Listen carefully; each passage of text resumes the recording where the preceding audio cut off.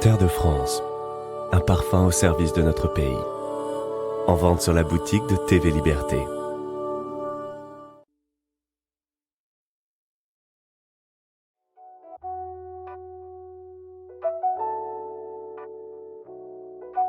Il est des polémiques surprenantes qui naissent plus de 300 ans après la mort des principaux concernés. Ah, on vit une époque formidable qui s'octroie le culot de juger des siècles d'histoire au regard de sa propre morale. Ah, moi j'adore ça, moi. C'est le cas actuellement concernant Jean-Baptiste Colbert, contrôleur général des finances et grand organisateur du royaume de Louis XIV, accusé aujourd'hui de racisme pour avoir été le principal instigateur du Code noir paru en 1685. Ce texte visant à l'époque à réglementer la pratique de l'esclavage dans les Antilles françaises vaut aujourd'hui au ministre du Roi Soleil une haine farouche de la part de certains militants communautaristes qui voudraient aller jusqu'à déboulonner ces statuts. Qui est Colbert? Qu'est-ce que le Code noir? Fait-il de la France un État raciste? Réponse dans cet épisode.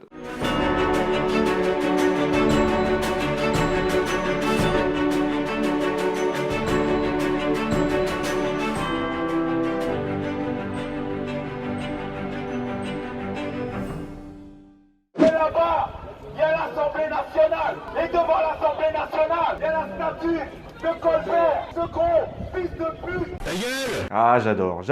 Je répète, on vit une époque formidable. Bon, concrètement, dans cet épisode, on va répondre à 3 questions, simples, mais visiblement pas pour tout le monde. Qui est Colbert, dont on veut aujourd'hui déboulonner la statue? Qu'est-ce que le Code noir qu'on lui reproche d'avoir écrit?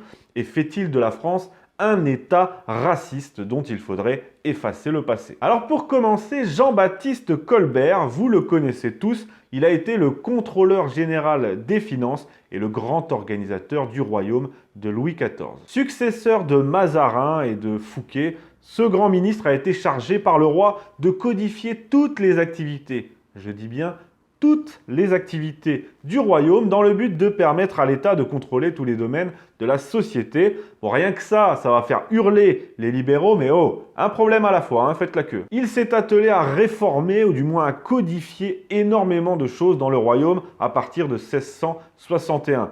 Ordonnance civile en 1667, ordonnance des eaux et forêts en 1669, ordonnance criminelle en 70, règlement du Conseil en 73, ordonnance de commerce la même année, ordonnance de marine en 80, il a beaucoup réformé la marine pour redonner à la France une puissance maritime, etc., etc. Et bien sûr, en 85, l'édit sur la police des esclaves, appelé bien plus tard le Code noir. Déjà, je précise, en 1685, on est 2 ans après la mort de Colbert. Donc déjà, c'est pas lui à proprement parler qui l'a établi, mais son fils, le marquis de Seignelay. Et puis, c'est pas Colbert à lui tout seul qui l'a rédigé. Les 60 articles du Code noir ont été supervisés par lui, mais sont issus d'une large concertation. Voilà. Donc déjà là, on peut voir que le Code noir est le fruit non pas d'une volonté particulière sur un sujet précis, l'esclavage, mais qu'il s'inscrit dans une large série de codifications en tout genre qui concernent tous les domaines du royaume. C'est la tendance du grand siècle de Louis XIV de vouloir tout codifier pour affirmer la puissance royale partout. Mais on va y revenir après sur tout ça. Tout d'abord et rapidement encore, qu'est-ce que le Code noir? Eh bien, il s'agit d'un recueil de textes, je l'ai dit, 60 articles visant à codifier la pratique de l'esclavage dans les Antilles françaises. Ça sera ensuite élargi à d'autres colonies, mais à la base, ça ne concerne que les Antilles. En fait, ce texte ne concerne pas tant les esclaves, mais surtout les exploitants qui se voient attribuer des droits, mais aussi des devoirs. En somme, le Code noir vient donner un cadre juridique à une pratique qui existait déjà, et c'est important de le préciser. En théorie, depuis le Moyen-Âge, l'esclavage est interdit en France et il est déjà contesté dans les mentalités, mais à partir du XVIIe siècle, les puissances européennes commencent à utiliser massivement les esclaves dans leurs colonies, notamment pour la culture de canne à sucre. Cette pratique se développe non pas par une volonté royale précise, mais elle se développe d'elle-même. D'ailleurs, à la base, on employait des Européens sous contrat pour la culture de tabac, par exemple. Mais comme la culture de canne à sucre nécessite beaucoup plus de main-d'œuvre, eh bien, on a vite recours à des esclaves. D'ailleurs, toutes les puissances y ont recours. L'Espagne, le Portugal pour commencer, puis la Hollande, l'Angleterre, la France. Bref, c'est une véritable économie qui va se mettre en place outre-mer. Et quand on voit que tous les concurrents l'utilisent, Il est difficile de s'en priver, surtout qu'à l'époque, on n'y voyait aucune raison. Pour citer l'historien Daniel Dessert, qui a donné un entretien au Figaro Vox, la France était un pays pétri de droits romains comme les autres, hérité d'une Rome pour qui l'esclavage était une réalité normale et la clé de voûte du système. Donc quand Louis XIV et Colbert décident de s'atteler à codifier cette pratique, qui a déjà cours depuis un moment, c'est justement pour y fixer des règles, car il n'y en avait pas, et ça donnait lieu à beaucoup d'abus. Par exemple, et sans trop entrer dans les détails, le Code noir vient expliquer comment punir les esclaves quand ils se rebellent ou qu'ils s'enfuient. Oui, c'est vrai, c'est ça qui fait polémique. Il vient acter que les enfants d'esclaves naissent esclaves, oui, aussi, mais il vient aussi, et paradoxalement un peu, leur donner des droits qu'ils n'avaient pas. Les esclaves doivent être baptisés et instruits par leurs propriétaires. Ils doivent être nourris et vêtus convenablement. Ils doivent être soignés. On doit s'occuper des personnes âgées, enfin les propriétaires. Ils ne doivent pas travailler le dimanche. Ils peuvent se marier avec l'accord du propriétaire qui, au passage, n'a pas le droit de leur imposer un mariage. Déjà là, on peut souligner une contradiction bien digne de cette époque. Les esclaves doivent être baptisés, ce qui en fait des chrétiens, mais ils restent esclaves, alors que théoriquement, un chrétien ne peut pas être esclave. C'est la grande contradiction entre la réalité politico-économique et les valeurs chrétiennes. C'est dans le pur jus de l'époque, et c'est pour ça aussi que l'esclavage ne concerne que les colonies, parce que c'est loin, et puis qu'en métropole, il est interdit. Mais bref. Certes, dans le texte, dans le Code noir, les esclaves sont considérés comme étant meubles pour permettre leur vente. Mais d'un autre côté, il y a par exemple les affranchissements qui sont facilités. Et surtout, les propriétaires peuvent eux aussi être punis s'ils ne respectent pas les droits de leurs esclaves ou s'ils sont cruels. C'est l'article 43, mais je ne vais pas vous donner tous les détails à chaque fois. Par exemple, si le maître tue un esclave, il est coupable de crime. D'ailleurs, petite précision, petite parenthèse, l'article 1 du Code noir, qu'est-ce que c'est? C'est simple, l'expulsion de tous les juifs des colonies françaises. Et pourtant, j'ai pas vu que Colbert avait été qualifié d'antisémite, du moins pas encore. Et pareil avec les protestants d'ailleurs. Bref, voilà en gros ce qu'est le Code noir. Je suis pas en train de dire que c'est bien, je ne le répéterai jamais assez. Il est stupide de juger l'histoire avec un prisme contemporain, moderne. Je suis en train de vous dire tout simplement ce qu'a été le Code noir en 1685. Et à l'époque, je dis bien à l'époque, le Code noir n'est rien d'autre qu'une codification de plus dans un domaine parmi d'autres, dans un monde esclavagiste, et le Code noir vient justement tenter de donner un cadre juridique à une pratique qui était déjà développée sans aucune règle depuis longtemps. Alors maintenant, que penser de tout ça? Est-ce que le Code noir fait de Colbert un gros raciste et de la France un pays qu'il est tout autant, car c'est ce qu'a dit notre ami de la Ligue de défense noire africaine, un avis partagé d'ailleurs par l'ancien Premier ministre Jean-Marc Ayrault, qui voudrait débaptiser la salle Colbert de l'Assemblée nationale. Mais bon, pour Jean-Marc, comme dirait Pierre-Yves Rougeron, le mec était déjà en surcapacité intellectuelle à la mairie de Nantes, donc bon, le pauvre. Évidemment, la réponse est non, on ne peut pas sérieusement et sans arrière-pensée autre se servir du Code noir pour qualifier la France en particulier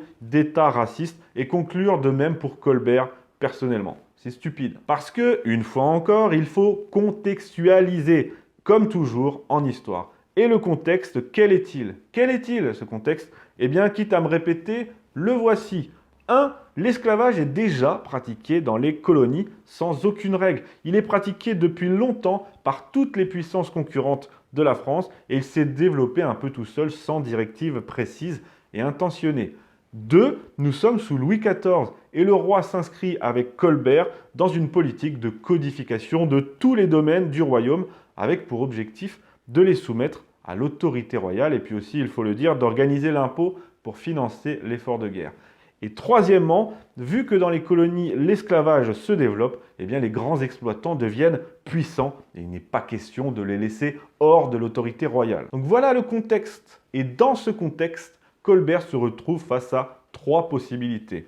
1. Ne rien faire et laisser l'esclavage continuer à se répandre de façon anarchique dans les colonies en permettant donc tous les abus de la part des colons et des riches exploitants. 2. Abolir l'esclavage, ce qui reviendrait à l'époque littéralement à se couper une jambe, sachant que premièrement, les autres puissances y ont recours, que tout le monde y a recours depuis la nuit des temps d'ailleurs, et que ça provoquerait surtout la rébellion des colons, des exploitants sur place, qui iraient dans la foulée se vendre aux Anglais. C'est d'ailleurs ce qu'ils feront en Martinique en 1794. Et troisième option pour Colbert, tenter de réglementer cette pratique. C'est le choix qu'il va faire, faute de mieux. Et ce choix s'inscrit parfaitement dans la logique du grand siècle, codifié pour limiter les abus et pour affirmer l'autorité royale sur ce domaine parmi d'autres. Voilà, donc quand on a bien compris tout ça, qu'on a mis les choses dans leur contexte, je ne vois pas comment on peut honnêtement qualifier Colbert et la France de racistes.